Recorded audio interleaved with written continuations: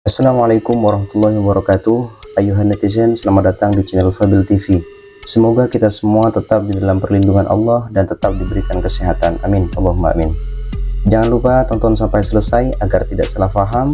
Subscribe untuk mendukung channel kami, like dan share sebanyak-banyaknya, dan jangan lupa tinggalkan jejak Anda di kolom komentar, tentunya dengan komentar yang positif.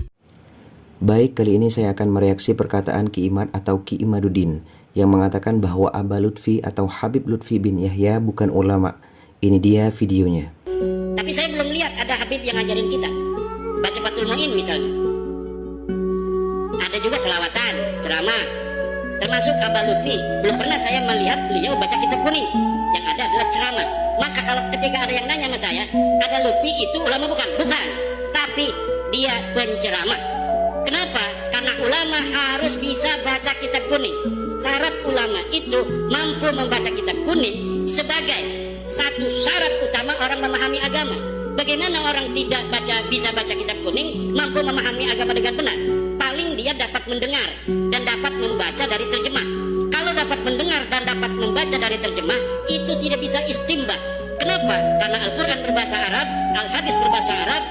Cara memahami Al-Quran dan hadis itu. Nah, itu dia sedikit kesombongan dari Ki Imad. Dari pernyataannya bisa kita simpulkan, yang pertama, dia mengatakan bahwa saya belum tahu ada Habib yang bisa baca kitab kuning atau mengajar kitab kuning. Kira-kira pernyataannya begitu.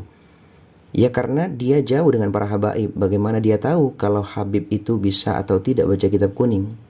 Oke lah, sebagian para habaib gak bisa baca kitab kuning dan dia mengklaim Habib yang seperti itu bukan ulama.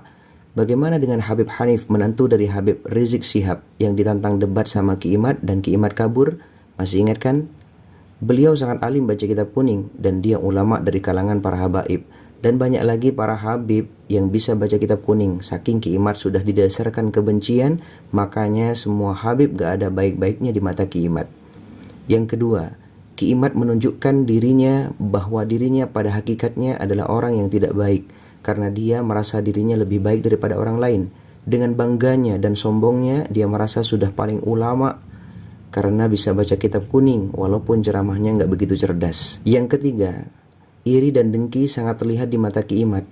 Kenapa? Sehebat apapun Ki Imad tetap sedikit pengikut dan jamaahnya. Sedangkan yang cinta pada habaib ribuan dan itu real bukan fiktif. Mungkin Ki Imad pengen punya jamaah seperti habaib yang jumlahnya ribuan, tapi sayang provokasi dalam orasinya tidak menggoyahkan jamaah, dan alhasil Ki Imad tetap sedikit pendukungnya dan Habib makin tambah banyak jamaahnya. Baik, itu saja yang bisa Al-Fakir sampaikan. Pesan moral dari video ini, jangan merasa paling baik dan merasa paling pintar. Siapa tahu yang kau anggap demikian lebih mulia di mata Allah daripada Anda yang selalu merasa hebat. Syukran. Assalamualaikum warahmatullahi wabarakatuh.